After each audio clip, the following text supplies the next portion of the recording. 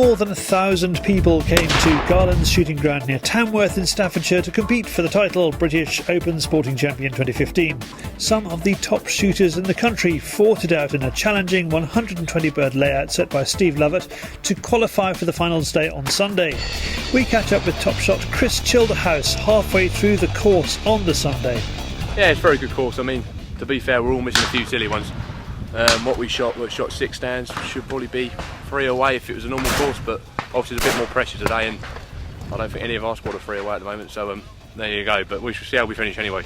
Stand 1 is where the shooters begin their journey on finals day, and there is a hold-up for one of the AAA squads. Olympic gold medal winning trap shooter Richard Folds qualified for the final day, and he hasn't turned up.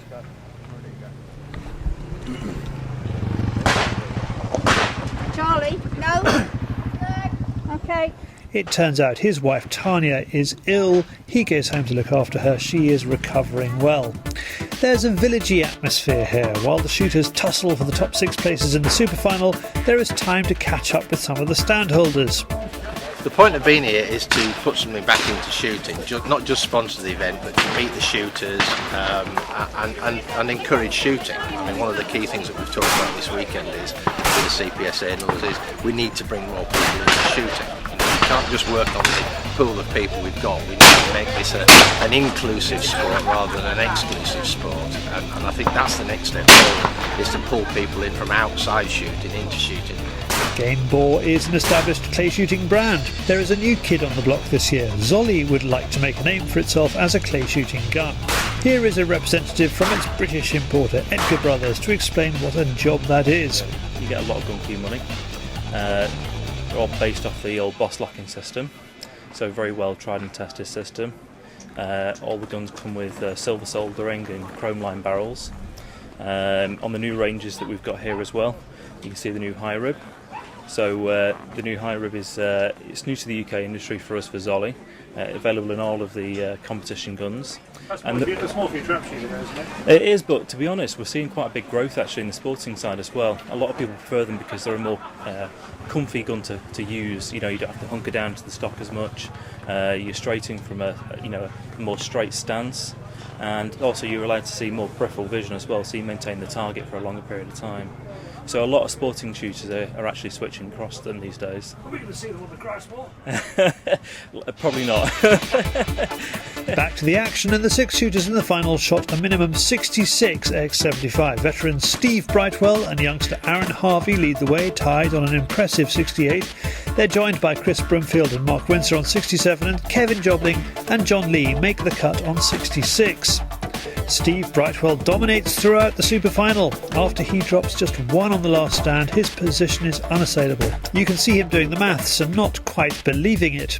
After the last shot, Steve gets the news officially.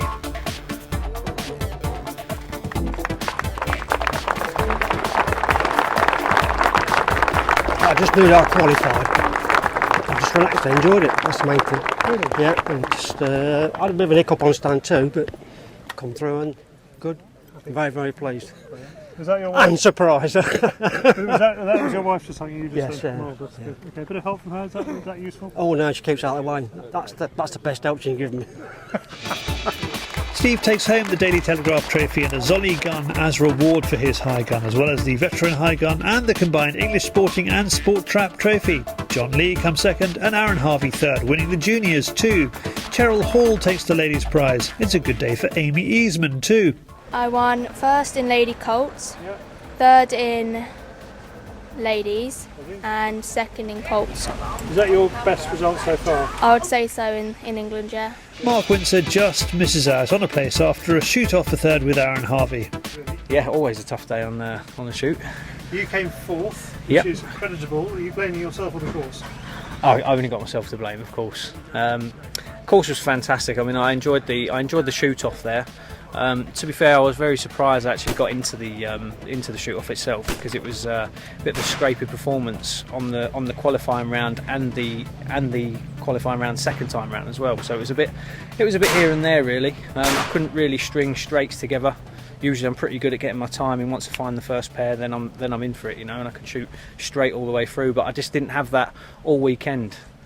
It was scrappy shooting from me, really. For CPSA Chief Executive Nick Fellows, the event is about showcasing the best of British sporting.